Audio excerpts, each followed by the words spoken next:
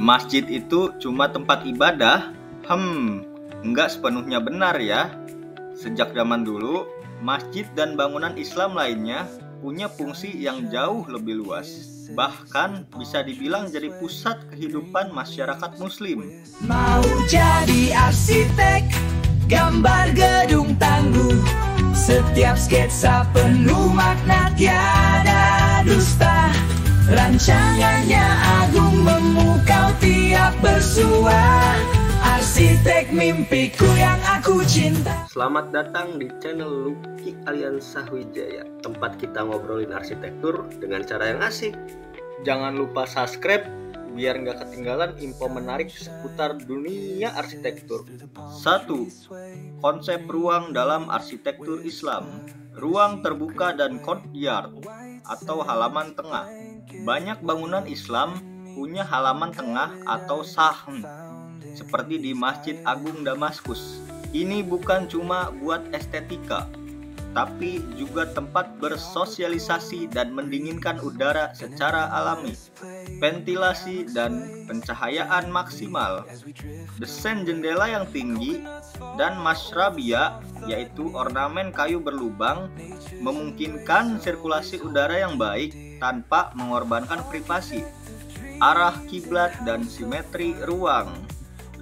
Bangunan Islam dirancang simetris dengan fokus utama pada kiblat. Ini bukan cuma soal ibadah, tapi juga keseimbangan dalam arsitektur. 2. Fungsi masjid jadi lebih sekedar tempat sholat. Masjid sebagai pusat pendidikan. Madrasah sering menyatu dengan masjid, seperti Al-Azhar di Kairo yang sejak dulu jadi pusat ilmu pengetahuan. Masjid sebagai ruang sosial dan ekonomi. Zaman dulu, masjid juga jadi tempat diskusi, transaksi dagang, hingga musyawarah penting dalam pemerintahan Islam. Peran masjid dalam kesehatan dan kebersihan. Keberadaan tempat wudhu bukan cuma untuk ibadah, tapi juga menjaga kebersihan dalam kehidupan sehari-hari. 3. Madrasah dan keunikan fungsinya. Pusat pendidikan sejak abad pertengahan. Universitas pertama di dunia, Al-Qarawiyyin di Maroko, adalah madrasah Islam yang berkembang dari arsitektur masjid. Struktur bangunan yang multifungsi. Ruangan kelas, perpustakaan, asrama, bahkan dapur, semua ada di dalam kompleks madrasah. 4. Ruang dalam istana dan rumah Islam. Harem dan privasi dalam rumah Islam.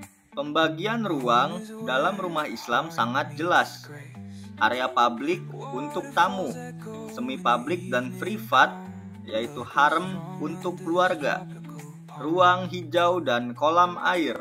Banyak rumah tradisional Islam punya taman dalam atau air mancur untuk menjaga kesejukan dan ketenangan.